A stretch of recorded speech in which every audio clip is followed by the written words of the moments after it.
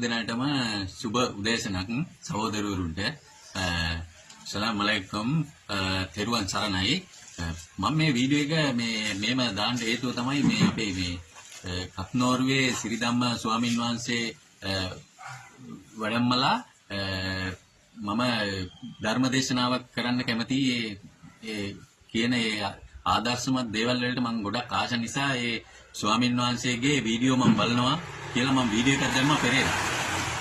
ඒකට මේ මට බැනලා තිබ්බා මේ තම්බිය ආරම්මස්ථාපන්. එතකොට මේ එක එක ඒ වගේ තත්ත්වවාදියා කියලා බැනලා තිබ්බා.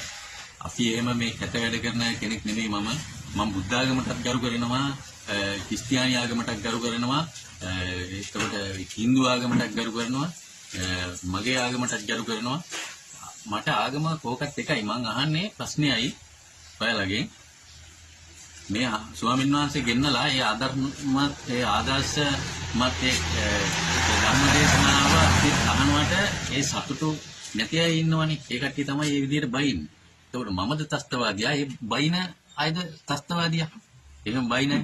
ඒකේ මට බැනලා තිබ්බේ මේ මුස්ලිම් සහෝදරියෙකුයි සිංහල සහෝදරියෙකුයි සිංහල සහෝදරියෙකුයි.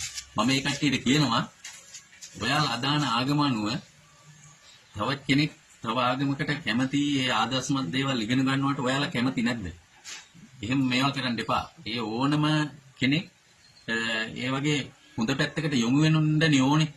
ඉතින් ඒ ස්වාමීන් වහන්සේ කියලා දෙන ඒවට ඇත්තටම මම දැන් පුළුවන් නම් ඇත්තටම මේ මහාන වෙන්න පුළුවන් නම් මහාන වෙන්න ආරි හිතෙනවා. ඇත්තටම එකක් ඇහුවොත් එහෙම දිගටම ඒ ධර්ම දේශනා අහන්න හිතන එක මේ මට මේ හදවත ඇතුලෙන් එන එක තමයි මම කිව්වේ. ඒක වරදක් නෙමෙයිනේ. ඉතින් ඒ කට්ටියට මම කියන්නේ එහෙම බයින්න එපා.